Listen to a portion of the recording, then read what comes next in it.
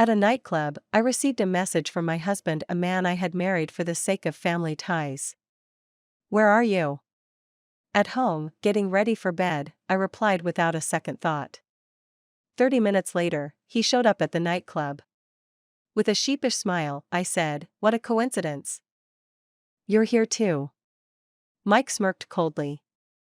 "Not a coincidence. I came here specifically to catch you." It was 10 p.m. at Angela's birthday party when I got a text from Mike. "Where are you?" I casually replied, "At home, getting ready for bed." 6 months ago, the Smith family and the Gray family sealed a billion-dollar business deal, and under the urging of both families, Mike and I got married. It should have been more momentous. Less rushed. But I've always been a sucker for a good face. The first time I met Mike, he had just finished work. A crisp white shirt, tailored black slacks, and a blazer draped over his arm. He looked like he'd stepped right out of a painting as the light framed him perfectly. But marriage opened my eyes. I learned that Mike had an unrequited love, and to top it off, he flew to Asia for work the day after our wedding. Thinking about it now, I tossed my phone aside, along with all thoughts of Mike. Across the room, Angela had somehow summoned 2 male models, and was now happily dancing with them. "Come on, join us," Angela called, crooking her finger at me. I waved her off. "No thanks, I'm married." By midnight, the party had dwindled. Groups of friends left until it was just Angela, completely drained, and me. After sending the male models away, I stared at Angela, sound asleep, and debated how to get her home. While I was still figuring it out, the door suddenly creaked open. A man stepped in, his figure obscured by the hazy lighting. Broad shoulders, a slim waist, long legs outlined by perfectly fitted trousers, and the faint silhouette of toned abs under a white shirt. Still a little tipsy, I assumed it was yet another handsome model. "Thanks, but we don't need anyone else here," I said dismissively. "Don't need what?" That voice. As he stepped closer, I froze. It was Mike. Standing tall at nearly 6'3", Mike loomed over me, making me feel like a little rabbit trapped in his gaze. I forced an awkward laugh. "What a coincidence. You're here too." Crouching down so we were eye to eye, Mike said coolly, "Not a coincidence. I came here specifically to catch you. Weren't you supposed to be at home sleeping?" Sticking to my strategy of if he doesn't ask, I won't explain. If he asks, I'll play dumb, I feigned surprise. "Exactly, wasn't I just at home sleeping?" Though slightly guilty, I quickly rationalized. It wasn't me who left the day after the wedding to jet off to Asia. Besides, I was only here for a friend's birthday. With newfound confidence, I said, "I'm here to celebrate Angela's birthday." "Is that a problem?" "It's not a problem," Mike replied, draping his coat over my shoulders. "But it's late. Next time, call me to pick you up." So he was worried about me. My confidence faltered a little. "Let's go home," Mike said, taking my hand. "But Angela's still here. I can't leave her behind." I pointed to Angela, now snoring softly. Mike glanced at his assistant waiting by the door, who immediately understood. "Don't worry, ma'am," the assistant said. "I'll make sure she gets to a nearby hotel safely." I followed Mike to his car, and we drove to the apartment we were supposed to share as newlyweds. The place was a 3-story penthouse in the heart of the city, sprawling over 4,000 square feet. The living room had massive, floor-to-ceiling windows overlooking all of Manhattan. It was beautiful, but far too big for one person. So the moment Mike left for Asia, I had moved back to my own apartment. The ride home was silent. Mike didn't say a word, heading straight to the master bedroom as soon as we arrived. A few minutes later, I heard the sound of running water. I went to the guest bathroom to shower and then climbed into bed, exhaustion tugging at me. Just as I was about to fall asleep, the water stopped. Drowsily opening my eyes, I saw Mike standing in the doorway. At some point, he had come back to the room. His hair was still damp, water droplets sliding down his neck and onto his chest. Beneath the thin silk pajama shirt, the outline of his toned chest was clearly visible. The warm air from the AC hummed softly, and my cheeks began to heat. Michelle. Snapped back to reality, I looked up just as Mike took my hand and placed it on his abs. I held my breath. Who's in better shape, me or the men you were with tonight? My head was swimming. You, I mumbled. Mike leaned in slowly, his elegant, pale fingers brushing through my hair. The scent of his body wash filled the air between us. The distance evaporated, and I could see the tiny mole near his eye, the curve of his lips hovering dangerously close.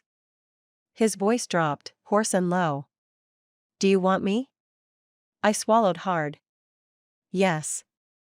You. Keep dreaming.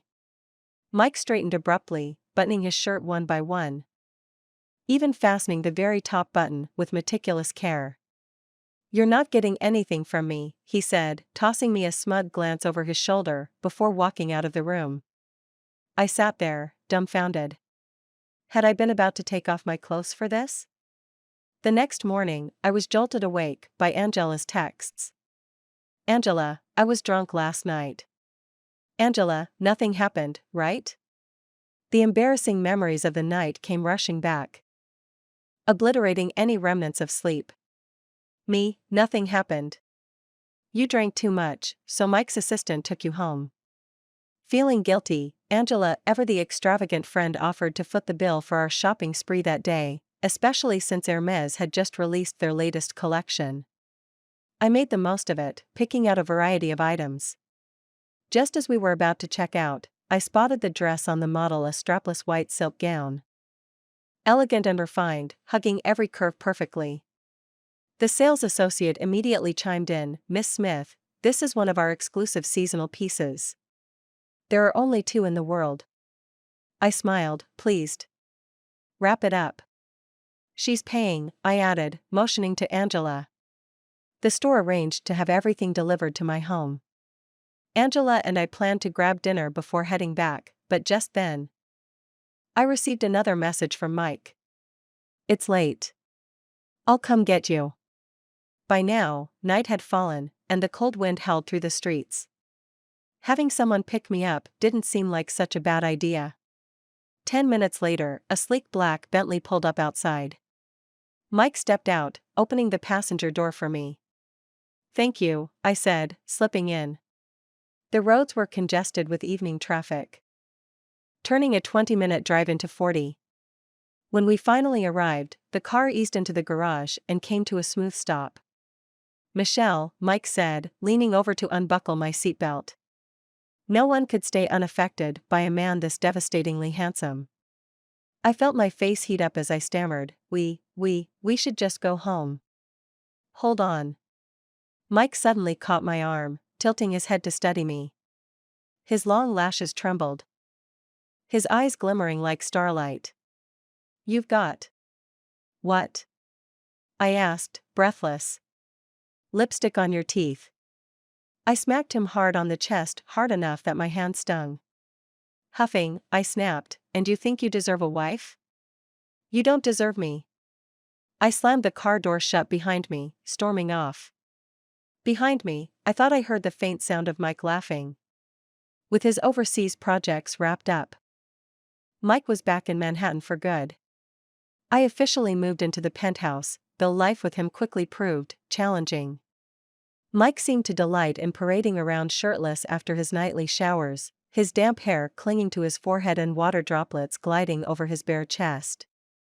And just when I was about to combust, he'd casually throw on a robe, cinch it tightly, and retreat like some kind of untouchable monk. The agony of seeing but not touching, who can truly understand? That evening, Mike was working in the study while I lounged on the living room couch, watching a stand-up comedy show and laughing uncontrollably. Then my little brother Todd's message popped up. Todd, sis, did you go to a nightclub a few days ago? How does this little brat know? I was about to reply when another message came in. Todd, you're done for. Dad knows and is ready to raise hell. My jaw dropped. I didn't even have time to think of a plan when 4 ominous words, "grumpy old man," lit up my screen. The phone rang. At that moment, the sound was as nerve-wracking as a ticking time bomb. My dad is an old-school disciplinarian. Forget nightclubs, he'd blow up my phone if I wasn't home by 9 p.m. In desperation, I ran to the study, cracking the door open just enough to poke my head in. "Are you busy?" Mike closed his laptop. "No." "What's up?" With a pitiful look, I said, "My dad found out I went to a nightclub." Taking the phone from me, Mike patted my head. "Don't worry. I've got this." No wonder he's a CEO. Mike smoothly concocted a flawless story, seamlessly weaving lies without a single crack. Dad, caught off guard, bought the whole thing. "All right, Dad. It's late. We're heading to bed now," Mike said before hanging up. Returning the phone to me, his fingers brushed lightly against my palm, sending a small, teasing spark up my arm. "Sweetheart," he murmured. I leaned into him. "You've been working overtime for days now." Mike's Adam's apple bobbed slightly. Without warning, I pushed him down into the chair and climbed onto his lap. "No more overtime tonight, okay?" "Okay." Mike's large hands rested on my waist, pulling me closer. The atmosphere in the study turned electric. His eyes, tinged with desire, grew hazy as the tension thickened. I traced a finger over his Adam's apple and pressed a feather-light kiss to his lips. Mike's face turned pink, the blush spreading down his neck. "Michelle," he murmured hoarsely, "do you like me?" "Of course I do." "What do you like about me?" "Your handsome face." Mike's long lashes fluttered. I quickly added, "and your body." For a moment, I thought I saw a flicker of disappointment in his eyes. Then, to my surprise, Mike pushed me off his lap, his expression turning serious. "So, you only like my appearance?" I froze, struggling to respond. "Mike, are you impotent?" "Provoking me won't work." "Me, do you think he's impotent?" I sought advice from my trusted strategist. "Angela." Her reply was swift, "Angela, didn't I already tell you? He's probably saving himself for his first love." First love? Who on earth is this woman who's had Mike hung up for so many years? As I pondered, Angela added, "Angela, stop overthinking it. Just pretend you're sharing a bed with a male model." I wanted to cry but had no tears. "The problem is, he won't even let me touch him, let alone sleep together." Honestly. Aside from the hands-off rule, Mike is a perfect husband. He comes home on time, gives me spending money regularly, and is a phenomenal cook. Though we have housekeepers who clean every day, Mike insists on cooking himself. That day, I returned from shopping to find him in the kitchen, wearing an apron tied at the back, accentuating his trim waist. Ah, how I crave his body. "What's for dinner tonight? Didn't you say you wanted pasta?" Mike smiled, beads of sweat glistening on his forehead. I pulled out a handkerchief and gently wiped the sweat away. "Darling, you're so handsome," I said sincerely. His hand paused mid-toss in the pan. "I have more to offer than just my face." I nodded enthusiastically. The meal was ready in no time, and by the time I'd changed into something more comfortable, it was already on the table. It looked delicious. As I was digging into the pasta, Mike's phone rang. "Mike, Samantha's back in town. Let's have dinner tomorrow night." Samantha? According to Angela's insider gossip, Samantha was Mike's first love. A red flag immediately went up in my mind as I strained to catch every word of his conversation. Mike chatted briefly before agreeing to the invitation and hung up the phone, returning to the table. "Michelle. A college friend of mine just returned to the country. We're having a gathering tomorrow night." Humph, the moment his first love is back, he can't wait to see her.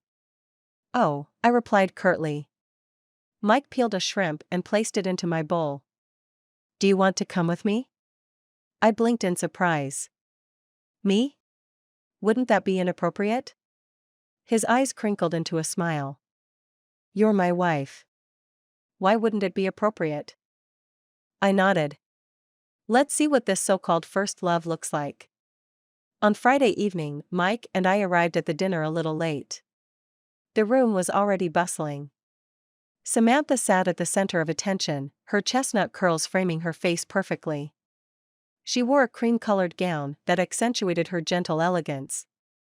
Mike, you're late, someone teased. Sorry, traffic, Mike said, pulling me close by the waist. Let me introduce my wife. Michelle. The atmosphere froze as everyone turned to Samantha. Unperturbed, she smiled softly. Mike, it's been a while. Mike's expression remained cool as he gave her a polite nod before guiding me to our seats. The conversation revolved around corporate management and financial trends, topics that bored me to tears. After a while, I excused myself to the restroom. Miss Smith. A voice called out as I washed my hands.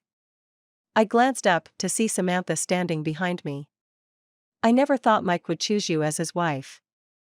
There's a lot you'd never think of, I said, forcing a smile.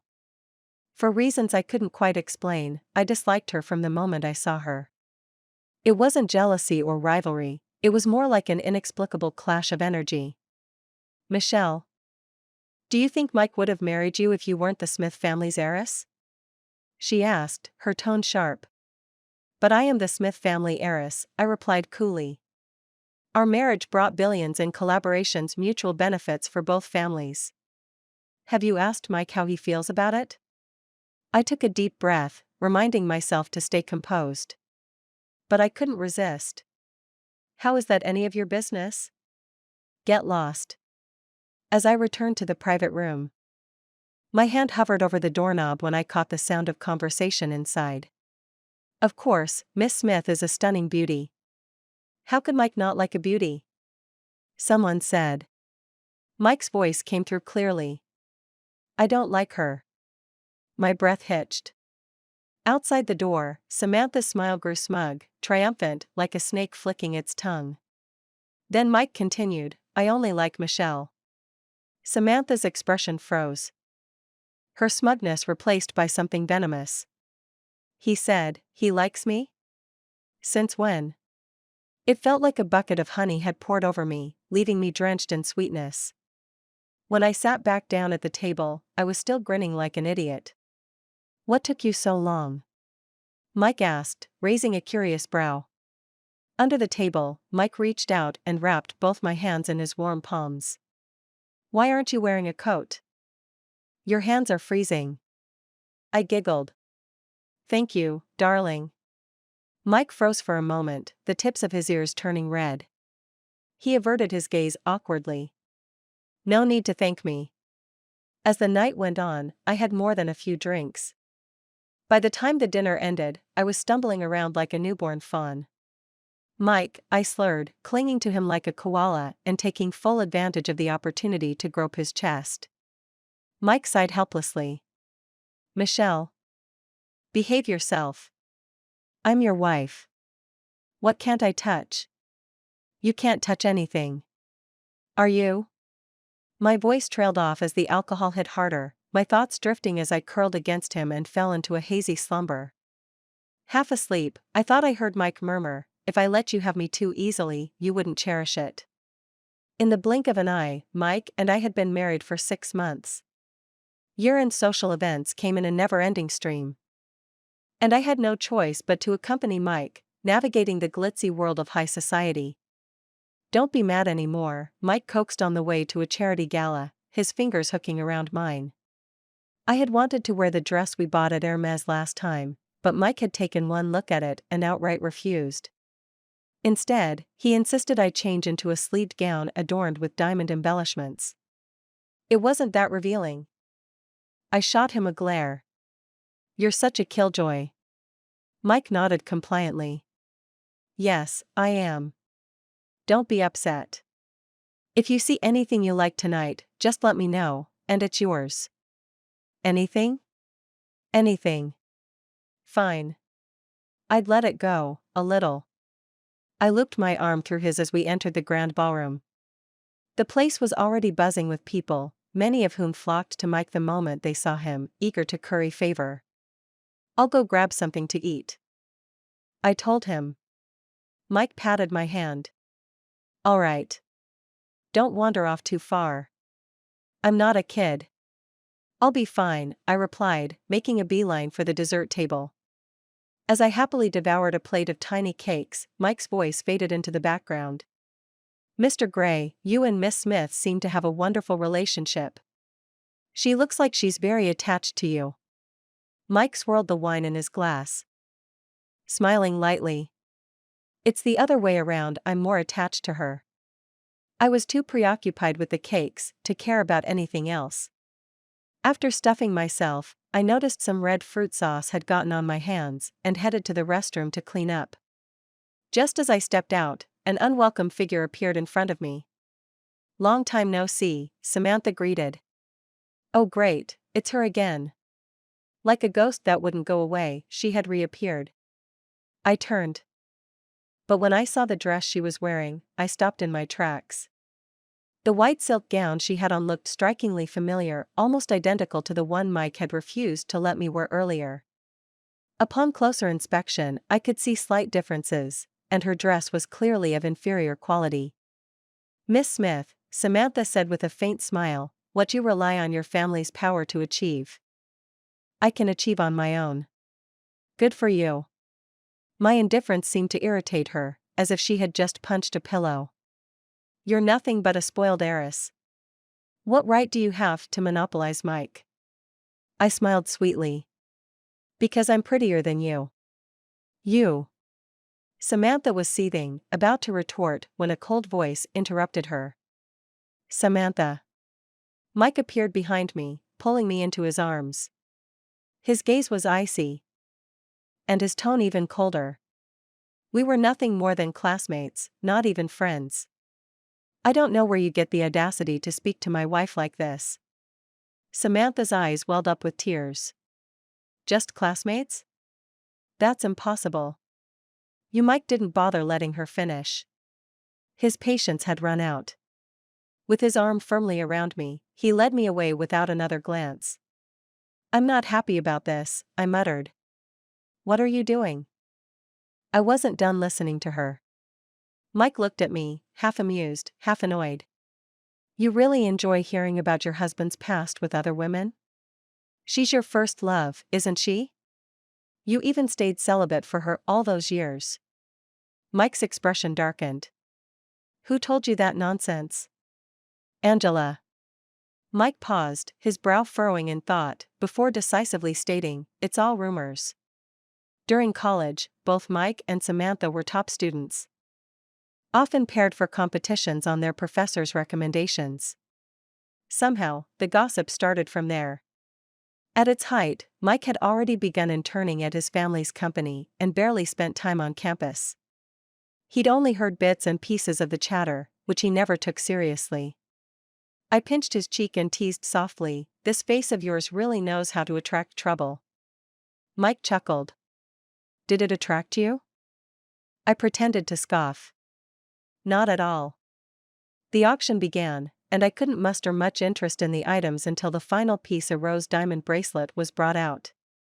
I leaned forward instinctively, my eyes locked on the sparkling piece. "You like it?" Mike asked, glancing at me.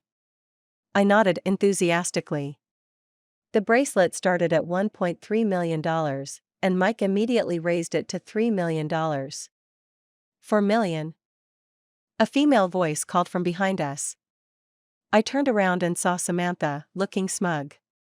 She was accompanied by a middle-aged man with a receding hairline and a beer belly.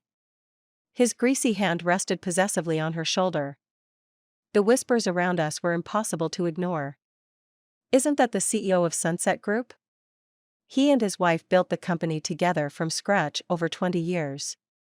"Yes. And rumor has it his wife knows about these flings, but doesn't care to interfere." I zoned out for a moment, only snapping back to reality when the bracelet's price soared to $9 million. $10 million, Samantha bit out, her voice tight. The man beside her was starting to look distinctly displeased. I placed a hand over Mike's. Don't raise it anymore. It's just a bracelet. It's not worth it. But you like it. You can buy me something else instead. Mike's smile softened, and he nodded.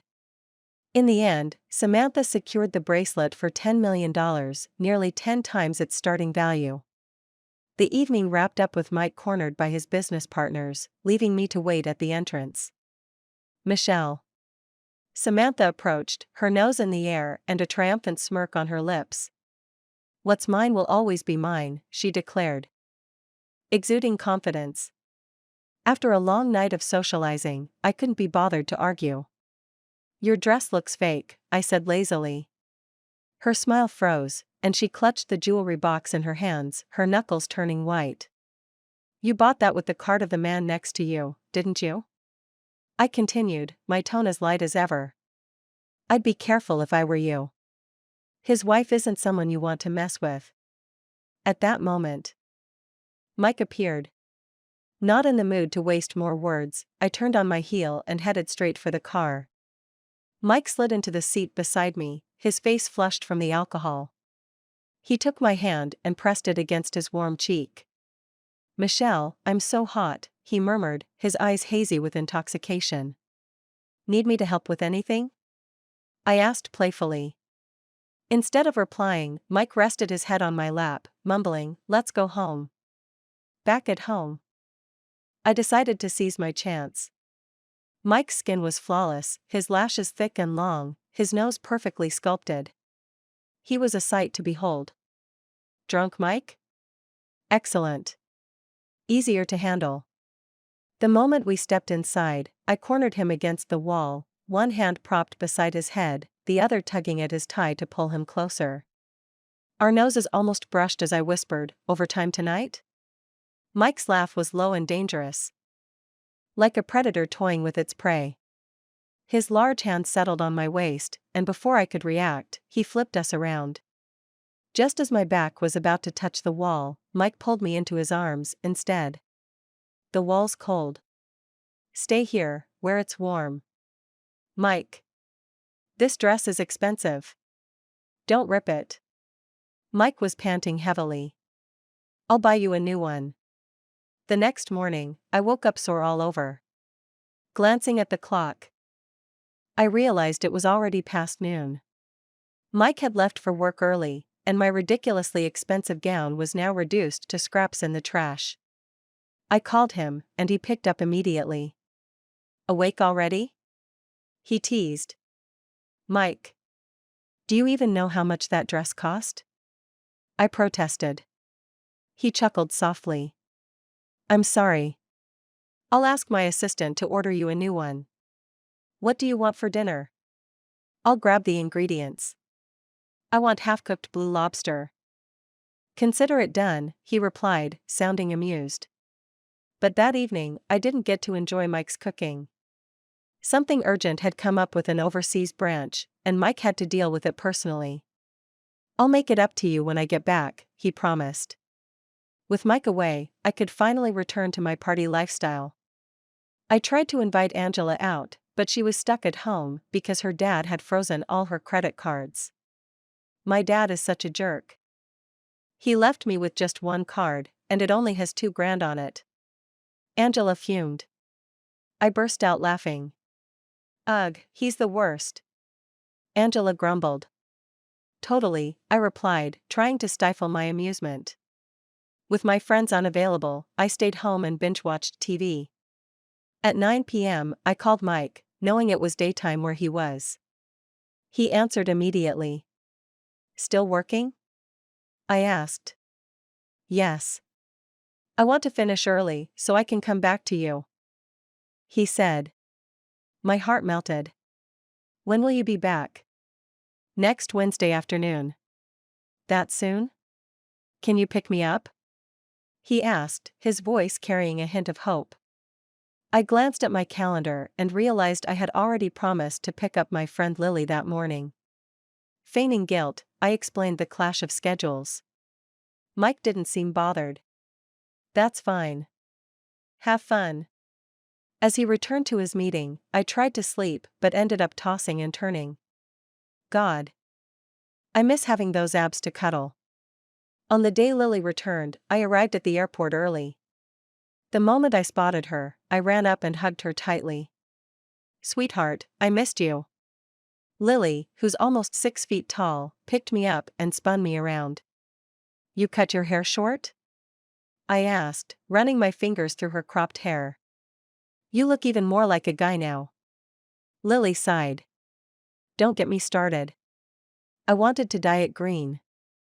But the stylist botched it so badly, I had to chop it off. She ruffled her hair, looking exasperated. And this is after it's grown out a little. Wait here. I'll get the car. The parking lot was far, so it took 20 minutes to get back. Some crazy guy was staring at me like I stole his wife, Lily complained as she got in. Focused on driving, I laughed absent-mindedly. Maybe his wife really did run off with someone else. Since it had been a while. I spent the entire day catching up with Lily before heading home. When I got back, I found Mike sitting in the dark, his suit wrinkled and his eyes bloodshot. I threw my arms around his neck. When did you get back? He hesitated. This afternoon. Trouble at work? I asked. Noticing his somber expression. Mike forced a smile. I'm fine. Just a bit tired from the long flight. I'll get you some water. I ran to the kitchen to pour him a glass of warm water. Just as I was about to hand it to him, he got up and walked toward the bedroom. Have some water, I said. Mike looked at me, his eyes filled with unspoken emotions, as though he had 1,000 words he couldn't express. No, thanks. What a strange guy. I muttered under my breath. Watching his back as he walked away, I couldn't make sense of it. I picked up my phone and saw a message from Lily. Lily, thanks, babe. I had so much fun today. I smiled and replied with a kissing emoji. The next morning, when I woke up, Mike had already left for work. Breakfast was still sitting on the table. After finishing the meal, I went out to hang with Lily. Staying out all day and only returning home past midnight. The house was empty. I called Mike, and he simply said there was something going on at work and that he'd be staying at the office for the next few days. What's wrong? I asked, my instincts telling me he was hiding something. Could it be that he had someone else outside? Mike stayed silent for a long time before finally speaking in a low voice. Michelle. Do you think we'll always be together? Of course. Mike ended up staying at the office for 7 consecutive days. Every time I asked why he wasn't coming home, he simply said he was busy. It wasn't until a quiet weekend afternoon that things came to a head. I was binge-watching a show at home when Lily called. Michelle, you need to get here now. Your husband's gone crazy. Panicked, I rushed to the scene. Next to Lily stood a young guy. Looking utterly bewildered. The moment Lily saw me, she started yelling. Is something wrong with him? I was out shopping with my boyfriend, and he suddenly stormed up, accusing me of betraying you. I'm just dating someone. How am I betraying you? Mike glared at Lily, his voice seething with anger. You liar. So you're gay? You've been lying to Michelle this whole time. Gay? Liar? I stared at Mike, then at Lily, who had a more androgynous look. Suddenly, everything about Mike's recent behavior clicked. Realization dawned. Lily froze for a second before exploding in fury. What's wrong with you? I'm a woman. Mike's usually calm expression flickered with shock, and his face turned bright red with embarrassment. A woman? He asked awkwardly. Lily sneered. Do I need to take my pants off to prove it? No need. I said quickly. I looped my arm through Mike's. Didn't I tell you I was picking up my good friend that day? Then, wrapping my other arm around Lily, I added, Lily's my college roommate. The tension was unbearable. Mike covered his face and walked away, probably feeling humiliated. That night, I was asleep when a loud clattering from outside woke me up. Tiptoeing into the living room, I found the place pitch dark. By the dim glow of a streetlight, I saw things scattered all over the coffee table.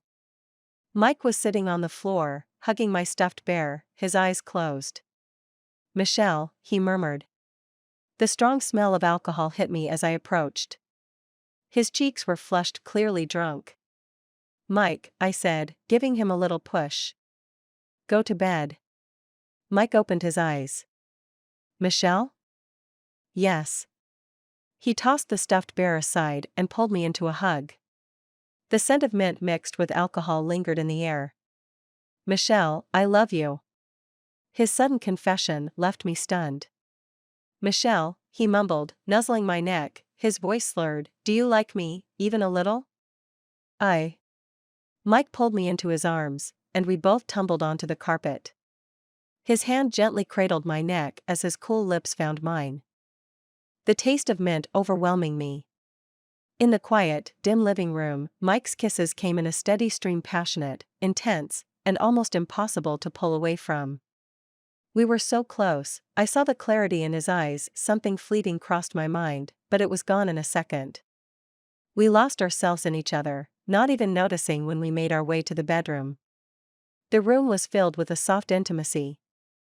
And I only fell asleep when the first light of dawn painted the sky. I woke up around noon the next day, feeling drained. Mike had already gone to work. I dialed his number. "You're acting like one of those scumbags who forget you after getting dressed." "Sorry, I had an early meeting," Mike said. "There's breakfast on the table." "Thanks." Just as I was about to hang up, I asked, "What about lunch?" "Takeout." I had never been to Mike's office. But I could suddenly picture him clearly in my mind, wearing a white shirt with the top button undone, his gold-rimmed glasses perched on his nose. I swallowed, a sudden idea hitting me. "Forget the takeout, I'll bring lunch to you." Mike paused, then smiled. "Sure, that works." An hour later, I showed up at his office, with his lunch. I'd eaten a bit at home, but I hadn't really had much. So I decided to look around his office. "Did you stay here last week?" "There's a lounge inside." I pushed open the door and peeked inside. The room was small, fine for a quick rest, but definitely cramped for a week-long stay. Mike put down his chopsticks and opened his arms. I walked over and sat on his lap. "Give me a hug." I wrapped my arms around him and patted his back.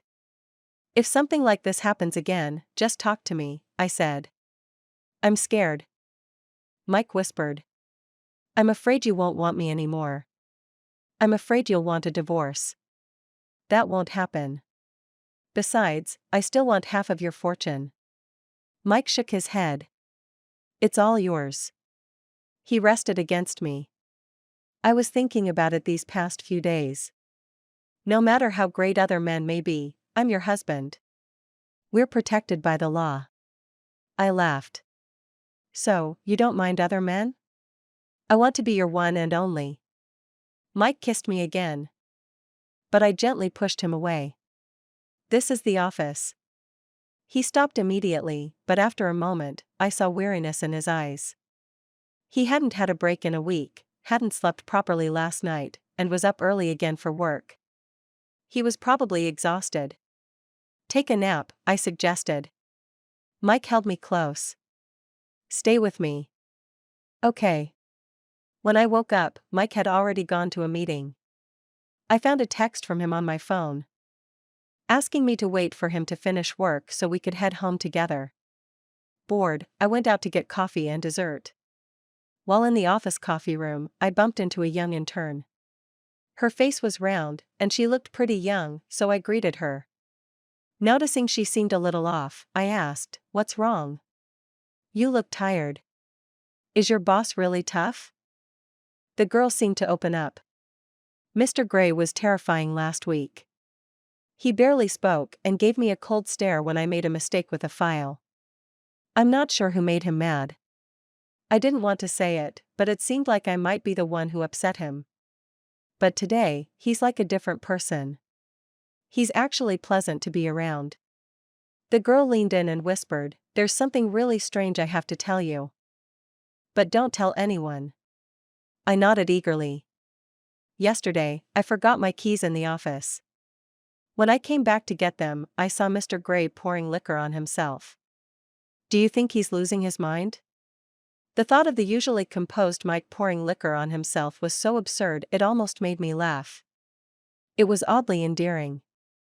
What's so funny? The young intern asked, looking puzzled. I popped a bite of cake into my mouth, and the sweet flavor spread through my senses. Nothing. Just thinking about my husband. Mike's meeting stretched well into the evening. When we stepped out of the office hand in hand, we were surprised to find that it had started snowing. Heavy snowflakes fell, dusting our shoulders and heads, turning our hair into a soft blanket of white. "It's snowing again," Mike murmured, reaching out to catch the snowflakes. I playfully made a snowball and threw it at Mike, laughing with joy. Mike didn't mind. Instead, he gently held my icy hands in his, warming them with his touch. "Michelle, have you ever heard that if two people kiss during the first snow, they'll be together forever?" "No, I haven't." "Did you just make that up?" "Why not try it and see?" Mike pulled me close, his warmth wrapping around me, and his kiss, tinged with the coolness of the snow, brushed my lips. I felt a bit dizzy. It feels like everyone's watching us. Let them watch. Let's kiss a little longer. I'm not sure if kissing during the first snow leads to forever, but that doesn't matter. We'll spend our lives proving it. We got married in the 10th year of my love for Michelle. We first met on a snowy day. That night's heavy snow had covered all of Manhattan, turning everything white. I was with my parents visiting relatives when I saw Michelle in the garden, building a snowman. She was bundled up in warm clothes, wearing fluffy gloves, and had been squatting on the ground for an hour making the snowman. The snowman was almost as tall as her, with a cute nose and eyes, and it looked adorably chubby. Michelle gazed at her creation, satisfied, and then stood up. "Take that." She kicked the snowman's head off, leaving only its torso. I burst out laughing, and all the gloom in my heart disappeared. That's when I began to pay attention to Michelle. My parents had been separated for years, and our family had become a four-person arrangement: my parents, me, and my sibling. But Michelle's family was different. Her parents had met young, had a son and a daughter, and lived a harmonious, happy life. I secretly admired that warmth while staying in the shadows. The collaboration between the Smith family and the Gray family was something I initiated. To show sincerity, I even offered an additional 30% of the profits. Even so, when I proposed the idea of a marriage alliance, Michelle's father kicked me out with a golf club. After 3 attempts, he finally agreed to listen to what I had to say.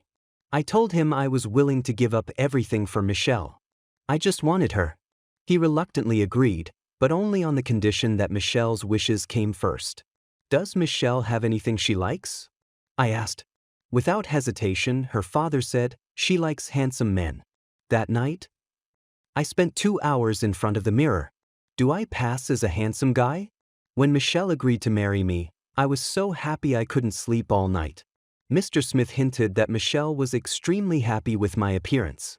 I couldn't sleep again that night, feeling elated. After the wedding, Mr. Smith warned me that Michelle had a tendency to lose interest quickly and wouldn't value things that came too easily. I agreed with him, so I decided to take things slow. The moment Michelle cuddled up to me, all my defenses crumbled. The girl I had longed for 10 years was in my arms, and I almost lost control. For Michelle's first birthday after we got married, she had been plotting something secretly for half a month. She thought her plan was perfect, but little did she know, every purchase was charged to my card. "You absolutely have to come home on time tonight," Michelle said sweetly, with an extra emphasis on the word absolutely. I was pretty sure that tonight, I'd be getting a Patek Philippe watch and a tailor-made Italian suit.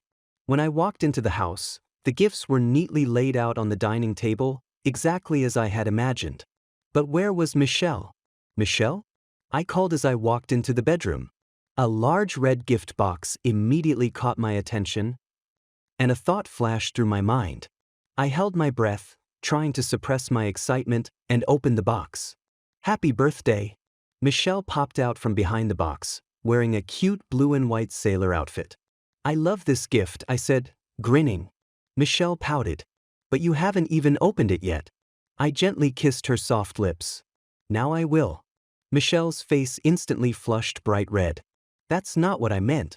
You mean the things outside? I already know what's inside. Michelle looked at me, confused. You charged it all to my card. Michelle let out a frustrated sigh. It's your fault for giving me so many cards. My fault. The warmth between us intensified, and I lifted Michelle into my arms. Mrs. Gray, may I now open my gift?